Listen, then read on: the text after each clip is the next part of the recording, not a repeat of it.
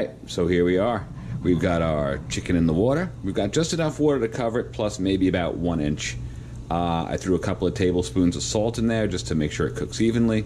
You're just going to bring this up to the rolling boil, and then once it's done boiling, we're going to lower the heat, and we're going to simmer it, and we're going to cover it. And we're going to let that go for probably, a good hour, hour and 15. We want that chicken nice and soft and falling off the bone.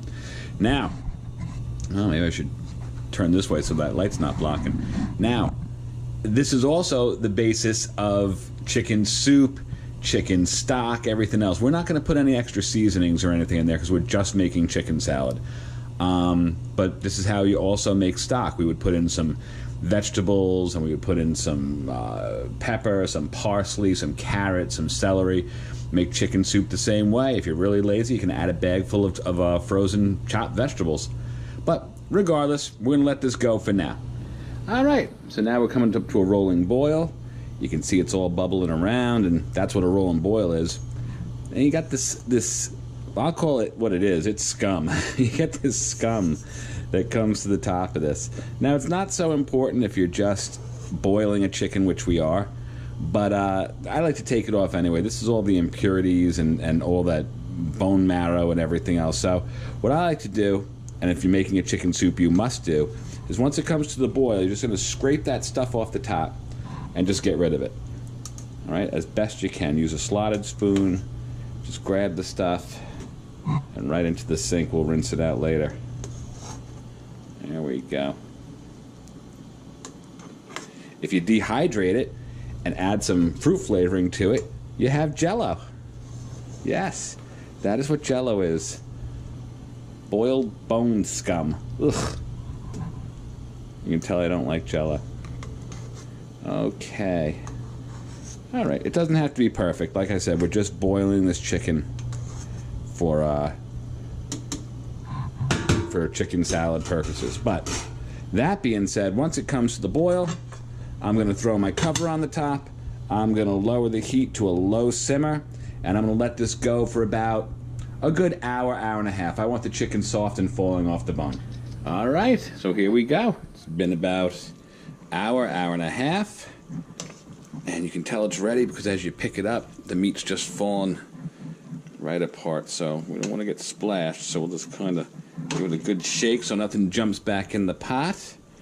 And we're just going to put it in our bowl over here and get as much of this out as we possibly can. All right. There we go.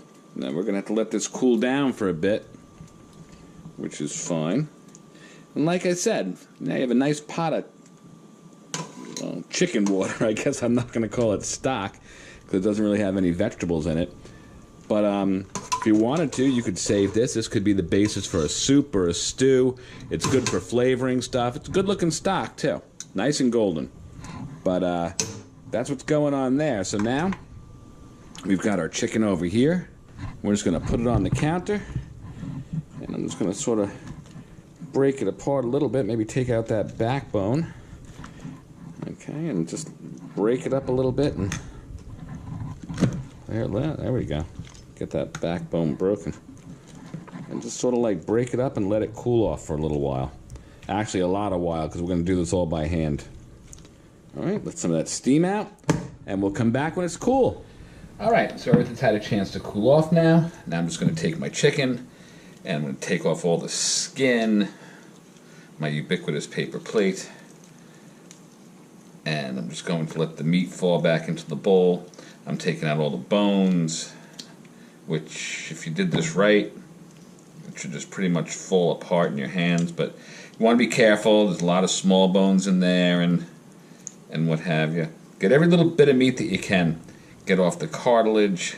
Nobody likes to hit that when they're eating. And just keep peeling away, peeling away. All right.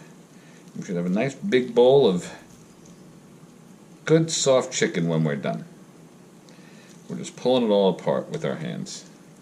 You might as well do it bite-sized while you're doing it now because you don't want to have to go through chopping. I don't like my chicken salad all mouchade and all little tiny pieces. I like to see what I'm eating.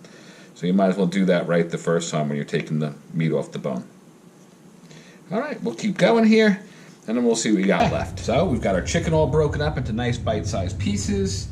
We've got, this is what you get left with the bones and the skin. So now it's just a matter of putting it together. So I'm gonna put in a good, for this amount of chicken, maybe a good tablespoon or two, heaping tablespoon or two of mayo. I'm gonna give it a good shot of pepper. Remember what we said about seasoning? If you can't see it, you didn't do it right. Pinch of salt. And I like to put pickle relish in mine. How much? I like to put in a lot. How much is a lot? That's probably about a good third of a cup. And then you're just gonna stir it all together and just make sure all the mayo and stuff is incorporated. There's that word again. And while you're at it, you just use the edge of your spoon, kind of cut up the chicken a little bit more. My grandmother used to like to do this with her hands. I know that sounds gross, but it worked really good. God's great mixing tool. And you see, it's starting to look like chicken salad. Now, you may say to yourself, that seems like an awful lot of work for chicken salad. And it may be. But consider the alternate. If you buy the canned, yes, you can do this whole thing in about 3 minutes. It's also probably going to run you about $8, $10, $12 with the canned chicken and what have you. And it's got a ton of salt. If you buy the rotisserie chicken, can you do it with the rotisserie chicken? Absolutely, you can do it with the rotisserie chicken. Will it taste good? Absolutely, it will taste good. But again, you're paying $6, $7, $8 for the rotisserie chicken, and then you've got to wait for it to cool off, and then you've got to hope that the chicken is soft enough to make a decent salad. Okay? You could buy it at the deli. Well, sure you could. A pound of chicken salad at the deli is probably about $3.50, $4.50, and you get about a good couple of heaping teaspoonsfuls like that. Okay, this chicken cost us, we bought it over at Costco, so this chicken, 2 chickens cost us, I think, $11, so it's like, let's say $5.50 per chicken. And then between the mayo and the relish, really, it probably only cost us a few cents. And then you've got like a couple of, I would say you probably have a good 2 pounds of chicken salad right here. Now, of course, I'm cooking for my whole family. I don't know that you want to eat 2 pounds of chicken salad in a week, but that's the size I make it. But if you like chicken salad, you can always freeze it too. If you don't want to make chicken salad, you can do other things with the chicken too. You can throw a handful on your salad if you're looking to lose some weight. You can break the chicken up and put it back into your stock and make some chicken soup, which we're going to do eventually, but just not today. We'll have to find something to do with that chicken stock. I would hate to see that go to waste. Maybe we'll make some meatball stew or something. But anyway, that's the whole thing. And when you're done with it, that's what it should look like. All right? You put it in the fridge, and you're good to go. All right, so until the next time, this is Some Guy Cooking, and we'll see you soon.